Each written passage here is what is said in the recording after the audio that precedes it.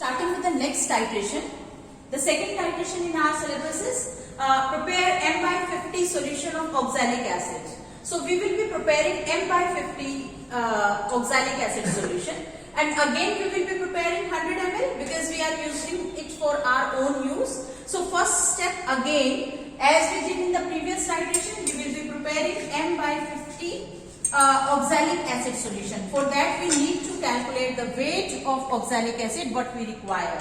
So here we are taking 1 by 50, then given mass we have to find out, and the molar mass of oxalic acid is 126, so that is what we are taking, and then we are finding out the value of W here. So what will be W here? It will be 0.252 gram. If we will calculate it, it will come out to be 0.252 gram. So we will be weighing 0.252 gram to prepare M by 50 oxalic acid. Again, first step will be weighing the wash glass. So let's weigh the wash glass. First we will bring it to the 0. I'll switch it on. Switch on the digital balance, and then it is on 0 now. Now weigh the wash glass. It is 21.24. Then in 21.24 add 0.252. It will come out to be 29412. So 21.492. So roughly 50 we can take. Although we don't require the rough calculation here, but as I told you in the previous experiment, then that we take slight excess of the salt just to avoid the dilution if by chance any particle is stuck to the wash glass or so. So it is getting excess, 22 point something it's becoming, so we have to take out something, bringing it to 21.5. 21.492 can be rounded off 21.5.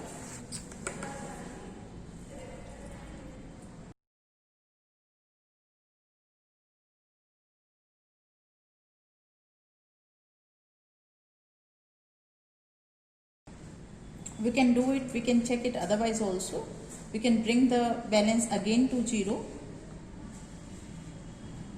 and then it should weigh 0.252 gram. So that's how we can weigh it. Now we can transfer it to the beaker. Transfer the salt in the beaker. Now we will not add any dilute H2SO4. Why not? Because oxalic acid, it doesn't require, or it will not undergo any kind of hydrolysis. So directly we will add water to it. So add water to it.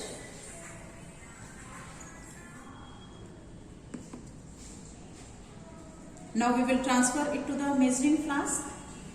This is another measuring flask I have taken. It is washed. Again there is a red mark. 100 ml we have to prepare. So we can transfer it to the flask.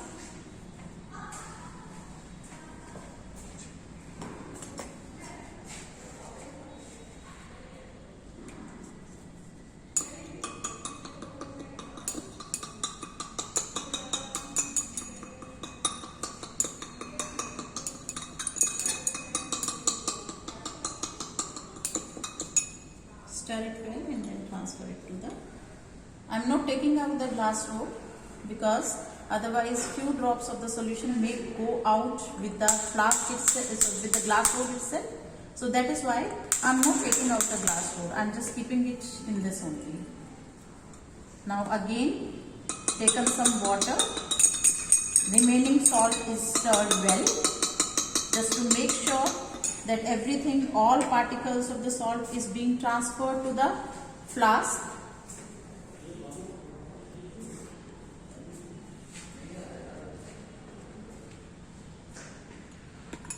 Again I didn't take out the glass rod just to make sure no particle of the salt is stuck to the glass rod. Now I am taking out the glass rod because the entire solution is being transferred, only water is now left. Now I am just making up the volume up to 100 ml. Slight, yes, now it is about to be 100 ml, so I'll be very careful in adding it so that it will not exceed. Yes, it is exactly 100 ml, touching the upper meniscus, sorry, lower meniscus should touch the red mark, so it is like that. Now I am transferring it to the beaker to pipette out the solution. So we will pipette out and then do the titration.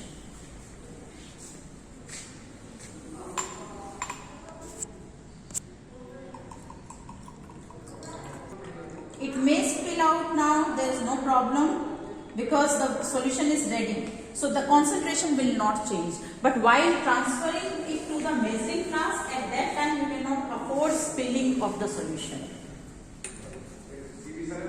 This is the washed, rinsed volumetric flask, titration flask.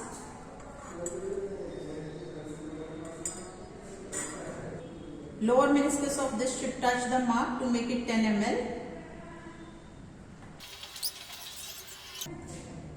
The lower meniscus is touching the mark, and now I am transferring it in the middle of the titration flask.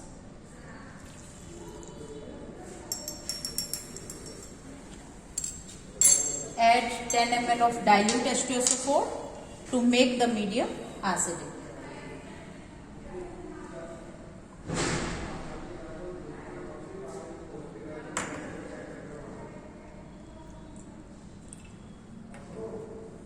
Before we start titration, take the initial reading and make sure the nozzle of the burette is filled before taking the initial reading. I will bring it to my eye level. So here we are observing the upper meniscus. Slightly above than 0, I am bringing it to 0. Yes, now it is fine. Upper meniscus should touch the 0. So here you can see that the upper meniscus is touching 0. Now I am starting the titration.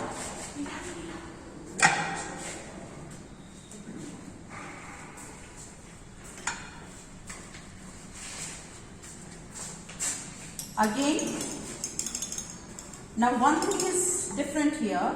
What is it is? We have to heat it to 60 to 70 degrees. Otherwise, this titration will not happen. The reaction is taking place, or you can say reaction will take place optimum at 60 to 70 degrees centigrade. So if I do it without heating, you can see initially itself we are getting the pink color. So what do I require to do? We have to heat it. So we have to heat it 60 to 70 degree. I pipetted out the oxalic acid solution and then added 10 ml dilute H2SO4 to it. Now I will warm it slightly 60 to 70 degrees centigrade. So how do we generally check the temperature is reached to 60 to 70 degree? Just by touching the upper part of my palm like this. It should be slightly unbearable. Yes, now it is okay. It's hot but not unbearable, not too hot. So it should be like this. Now it is 60 to 70 degrees centigrade. Now I am starting the titration. I have already taken the initial reading, it is 0. Now starting adding the KMnO4 solution to it. End point is permanent pink color. Pink color is there, it's not permanently persisting. Disappearing again. Again added KMnO4. Stirred well, again disappeared. So when it will be permanently persisting, that will be indicating the end point.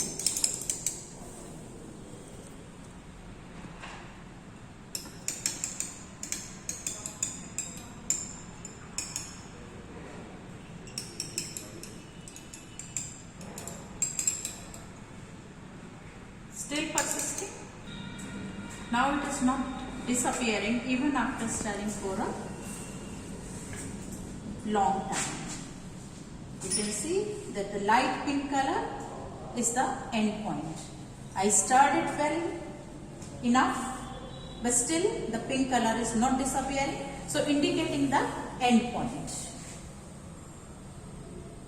The reading is, we will again observe the upper meniscus here because the colored solution 8.9. 8.9, yes, 8.9 is the reading here. So we started with 0, 8.9. So here the value of V1, or you can say the volume used, will be 8.9 ml. Similarly, we can take another 2 or 3 sets of readings and we will take out the concordant volume. So that is how we can finish with the titration. Using this volume, we can do the calculations. Now, one thing I want to highlight here, as compared to the previous titration, one step is extra during the preparation of oxalic acid solution. Here we did not add dilute H2SO4 while preparing the solution, while in the previous one we did it. Now, in the titration procedure, there is one step extra here. What it is, that we have to heat it after adding dilute H2SO4 to the titration flask. So that's how the two titrations are slightly different in their procedure. That's all. Thank you.